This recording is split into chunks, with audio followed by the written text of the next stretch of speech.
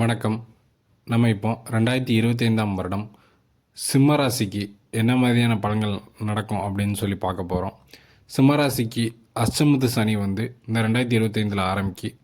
அதில் எந்தெந்த நட்சத்திரங்கள் என்னென்ன டயத்தில் பாதிக்கப்படும் இந்த வீடியோட கடைசிலையும் அதுக்கான பரிகாரங்களையும், அதே மாதிரி இந்த அஷ்டமத்து சனி முழுமையாக சிம்மராசியை பாதிக்காது, பாதி தான் வேலை செய்யும். அதற்கு பின்பு மாறுற கிரகநிலைகள் இந்த சிம்மராசிக்கு சாதகமான பலன்களை கொடுக்கும். அது எந்த டைம் அப்படிங்கிறது வீடியோட கடைசியில் சொல்லியிருக்கேன். நம்ம வீடியோவை தொடர்ந்து பாருங்கள். நம்ம இப்போ என்ன பலன்கள் நடக்கும் அப்படின்னு பார்க்கலாம். சிம்மராசிக்கு 7ஆம் இடத்துல இருக்கக்கூடிய சனி பகவான் கும்பத்திலிருந்து நகர்ந்து 8ஆம் இடமான மீனத்துக்கு போக போகிறாரு. இதனால் என்ன பலன்கள் நடக்கும் அப்படின்னு பார்த்தீங்கன்னா, 8ங்கிறது மிக சாதகமற்ற தன்மையை கொடுக்கக்கூடிய தன்மை.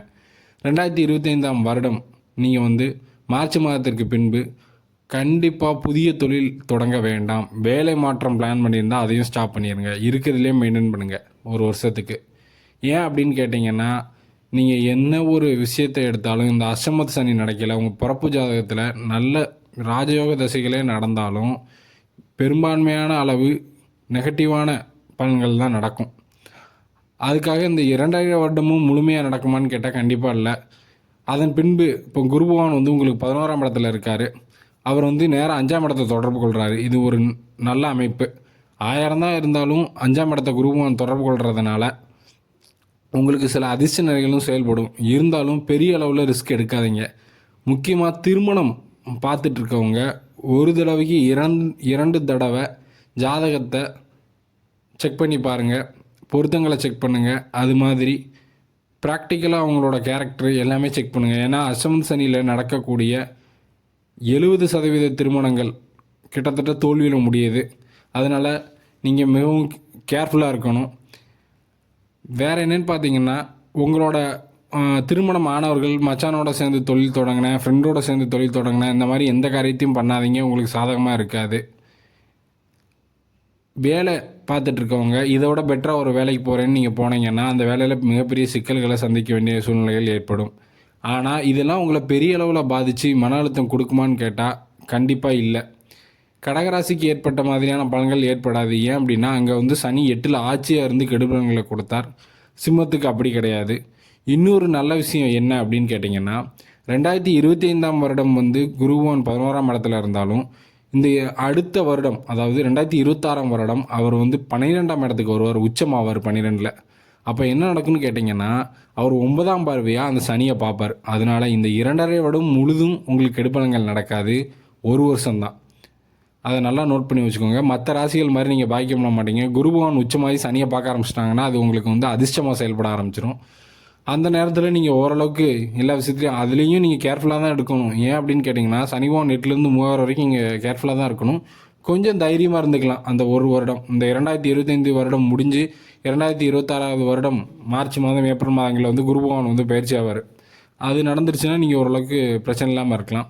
எந்த நட்சத்திரத்தை எந்த நேரத்தில் பாதிக்கும் அப்படின்னு கேட்டிங்கன்னா, முதல்ல மகம் நட்சத்திரம் அதிகமாக பாதிக்கப்படும். நீங்கள் இந்த வருடம் 2025ஆம் வருடம் மார்ச் மாதத்துலேருந்து அடுத்த வருடம் 2026 ஜனவரி பிப்ரவரி மாதம் வரைக்கும் மகம் பாதிக்கப்படும். நீங்கள் பூர்ண நட்சத்திரம் பார்த்தீங்கன்னா ஓரளவுக்கு தான் பாதிப்பு ஏற்படும். அதன் பின்பு பார்த்தீங்கன்னா பூர்ண நட்சத்திரத்துக்கான பாதிப்புகளை ஏற்படுத்தக்கூடிய தன்மையில் சனி பகவான் வரும்பொழுது உங்களுக்கு குரு உச்சமாகி பார்க்க ஆரம்பிச்சிருவார். அதன் பின்பு உங்களுக்கு சில நல்ல விஷயங்கள்லாம் நடக்க ஆரம்பிச்சிடும். மற்ற ராசிகள் மாதிரி 2.5 வருடமும் ரொம்ப மன அழுத்தமும் கஷ்டப்படணும் சிம்மராசிக்கு அப்படிங்கிறது கிடையாது. சிம்மராசிக்காரங்க ஒரு வகையில் கொடுத்து வச்சவங்கன்னு தான் சொல்லணும். ஏன்னா அஷ்டம் சனி 2.5 வருடம் கிடக்குங்கிறது சாதாரண விஷயம் இல்லை. அதே மாதிரி காதலிப்பவர்களுக்கு காதல் தோல்வி ஏற்படும். புதுசாக இந்த வருஷமே ஒரு பொண்ணை அறிமுகப்படுத்தி, ஏன்னா நீங்கள் அஷ்டம சனி நடக்கல தான் காதல் தோல்வி ஏற்பட்டு உங்களுக்கு மன அழுத்தம் ஏற்படுங்கிறது விதி. ரொம்ப பேருக்கு அந்த மாதிரி தான் நடந்திருக்கு. சிம்மராசிக்காரர்களுக்கும் நடக்கிறதுக்கு வாய்ப்பு அதிகமாக இருக்குது. அதனால் காதலிக்கிறவங்க ரொம்ப கேர்ஃபுல்லாக இருங்க. இந்த வருடம் ஒரு பொண்ணை அறிமுகப்படுத்தி உங்களுக்கு நெருங்கி பழக வச்சு அதன் பின்பு காதல் தோல்வியை ஏற்படுத்துவார் சனி பகவான்.